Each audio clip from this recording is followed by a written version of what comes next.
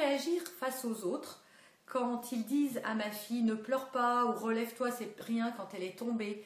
Voilà, quand au bac à sable ou quand on a des amis ou quand on a de la famille ou quand on a des gens autour de soi qui font des remarques qui ne sont pas sur le mode d'éducation que nous, on voudrait transmettre et qui nient les émotions hein, quand ils disent ne pleure pas, une petite fille qui pleure ou relève-toi.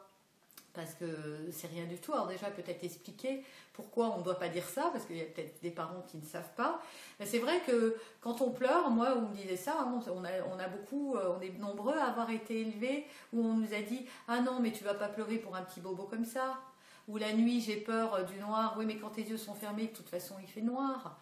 Ou t'es un peu grand pour avoir peur de ça. Enfin, la petite bête va pas manger la grosse, etc., etc.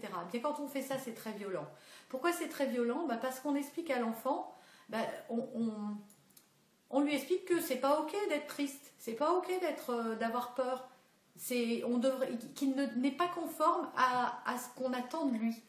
Or, il ne s'agit pas d'être conforme ou pas, il s'agit juste de reconnaître ce qu'attend l'enfant quand il pleure pour un petit bobo que nous, on juge d'être de rien du tout. En fait, il attend juste un peu de compassion. C'est tout.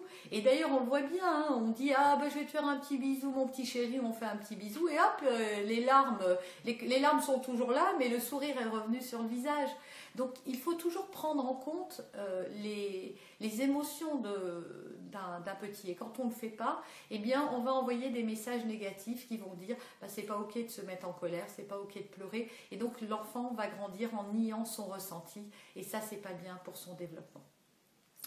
Donc voilà pourquoi c'est pas bien. Donc quand Caro se retrouve face à ça, ou alors, dit-elle, certaines personnes se permettent de gronder de façon injustifiée. Alors déjà, je me demande, y a-t-il des raisons justifiées de gronder un enfant?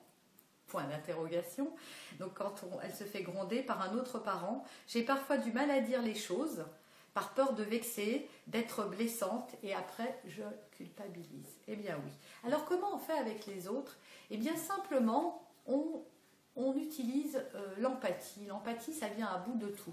Quand vous avez, alors moi ça m'est arrivé il y a cette année, en début d'année, il y a eu une personne à la cantine qui avait une attitude qui n'était pas conforme avec ma fille, et ma fille est venue s'en plaindre en me disant, eh bien, telle personne m'a pris par le bras très fort et m'a dit si t'es pas contente, je sais plus, enfin je me souviens plus exactement des termes. Donc je suis allée voir cette personne, pas pour me fâcher avec elle, pas pour lui donner une leçon, mais simplement pour lui expliquer quelle était ma vision à moi.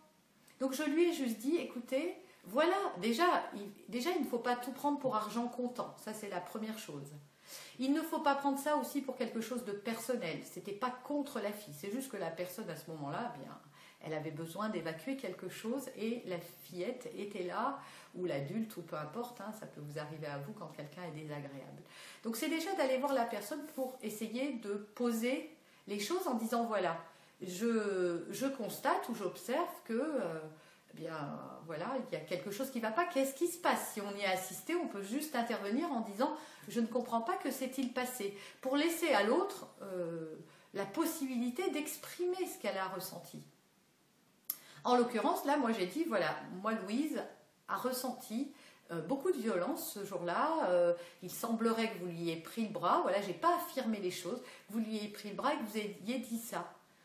Ça ne correspond pas au mode d'éducation que j'ai.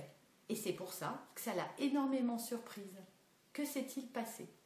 Et donc la dame m'a dit, mais non, mais en fait, de toute façon, elle s'est décomposée, parce que je pense que dans le cadre professionnel, elle a eu peur que j'aille le dire à quelqu'un d'autre. C'était pas ma volonté. Et depuis, tout se passe très très bien. Donc il suffit juste d'aller expliquer, d'aller chercher à comprendre et de juste dire ce qu'on a ressenti. Encore une fois, si l'on dit, voilà, dans mon mode d'éducation à moi, j'évite ce genre de choses.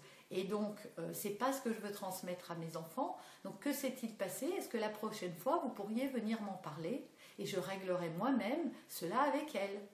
Je comprends que peut-être ce qu'elle a fait a pu vous blesser, vous déranger, je ne sais pas, mais ce n'est qu'une enfant. Et est-ce que vous pourriez me laisser l'opportunité de moi-même gérer ça? Voilà. Et quand on a peur, en fait, et c'est là où je voudrais aller, parce que c'est beaucoup plus profond ce qu'elle vit, Caro. Et elle le dit elle-même, hein, j'ai peur de vexer, j'ai peur d'être blessante. En réalité, ce que ça vient faire, c'est que ça vient envoyer un message, ça vient toucher en elle quelque chose qui fait qu'elle a peur du regard de l'autre, et ça vient toucher juste quelque chose, une blessure de rejet, une blessure, un manque d'estime de soi, ça c'est sûr, et de confiance qui fait qu'on préfère ne rien dire plutôt que de s'exprimer parce que justement, on n'est pas habitué à le faire. Et donc, c'est très important de dire ce que l'on ressent, parce que tout ce qu'on garde, eh bien, ça va créer du ressentiment, ça va créer des choses négatives à l'intérieur de nous, qui vont rejaillir forcément et pas bien, et surtout ça va créer de la culpabilité, et ça, la culpabilité et la culpabilisation, eh bien, ce sont des poisons mortels qu'il ne faut surtout pas. Donc déjà, c'est de se pardonner, Caro, quand tu n'es pas arrivé à faire ce que tu aurais voulu. Donc c'est de te demander pardon, de te dire juste, bah voilà, j'avais pas la possibilité de le faire à ce moment-là, et d'anticiper pour une autre fois, de savoir t'exprimer avec bienveillance, puisque tu m'as dit que toi, ton mode d'éducation était mis sur la CNV, ben, tu peux l'utiliser pour les gens avec qui tu vas parler. Personne ne peut mal prendre quelque chose qui est dit avec empathie et bienveillance, ça c'est sûr et certain. Et à la limite, si la personne se sent blessée, ou je cherche les mots que tu as utilisés, donc tu disais que tu as peur de vexer ou de blesser, si la personne se sent vexée ou blessée, ce n'est pas ton problème, c'est le sien. C'est pas toi qui la vexe ou qui la blesse, c'est elle qui va se sentir vexée ou blessée parce que tu auras dit. Et donc ce n'est jamais nous qui blessons les autres, mais eux qui se sentent blessés. Donc tu n'es pas responsable de cela. Et tu as peur de blesser et de vexer, mais toi, en revanche, tu acceptes d'être blessé et vexé quand quelqu'un a un mauvais comportement avec ton enfant. Qu'est-ce qui est plus important? Ton enfant, que son enfant soit blessé, ou toi, ou l'autre?